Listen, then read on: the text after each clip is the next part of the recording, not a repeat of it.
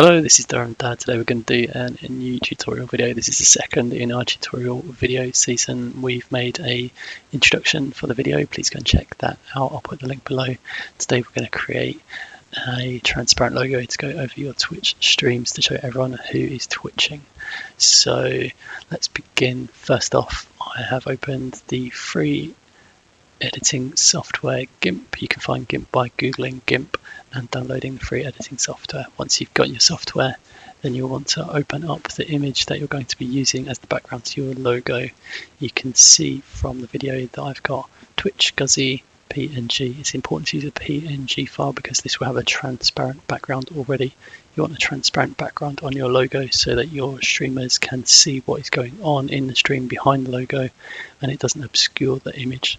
I'm resizing my image to make it fill the whole of the layer, and that way it will be as huge as possible. You can do this by stretching using the stretch tool and resizing. I've then deleted the layer below, which is the background layer, and you will see the checked layer representing the transparent region of the logo. Next will be our name, which you all know for me is DurhamDad. It's important to put this in as big a text as possible so it's clear on your stream who people are following. I'm also using a vibrant new color, yellow, to make it as bright and engaging as possible. After doing this, I'm going to resize the text to make it slightly bigger and then add the dad sequence above and below the Durham so that it looks like a crossword puzzle. Whilst I'm doing this, I'm just going to tell you about our weekly tournaments. You can win yourself a free code card by going to facebook.com Pokemon Durham events, and you'll find our details for a weekly free tournament where you can win yourself a code card. All you have to do is join us on Discord, follow us, and take part in a best of one against the DurhamDad team. And you can win yourself a free Rebel Clash code card by doing that.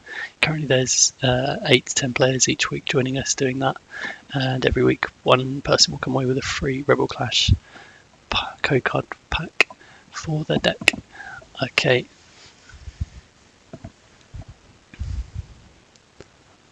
Now I've resized that lettering to font 200 to make it bigger and more visible. And I'm adding the D and the D above the A to make the dad. After this, I'm going to show you how to outline the text to make it stand out against the background image. Outlining will make it clearer as well, so that if you're using a logo with similar coloured writing, you can use a different colour for the outline to the text, making it clear and differentiated from the rest. Just a reminder whilst I'm moving the lettering, if you are saving and exporting, make sure you export the image to a PNG format. It's important to do this because if you change the format of the image, you will lose that transparency, and when it appears on your Twitch stream, you're going to find that it's going to be obscuring the rest of your stream, and you don't want that. You want your viewers to be able to see what you're doing at all times. Okay, here I'm using the stroke selection tool.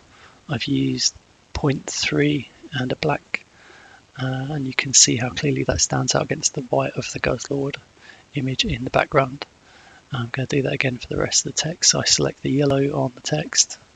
I then go to edit, stroke selection, and do line width 5, and you can see how clearly the black outline surrounds the lettering to make it stand out against the white shiny Guzzlord. And that's it, I'm done. I'm now going to export this after I've saved it to make sure I don't lose any changes I've made. As in my last tutorial, make sure you save it into a work folder so that you don't lose any of your work as you're progressing. And now using the export tool, and as I said earlier, make sure you export as a PNG file format. Again, that's going into our work folder so that we don't lose any of our progress. And that is done, a nice clear logo which we can upload onto our Twitch stream as we're going for people to see who they're watching, and that nice clear background to make sure none of the view is hidden.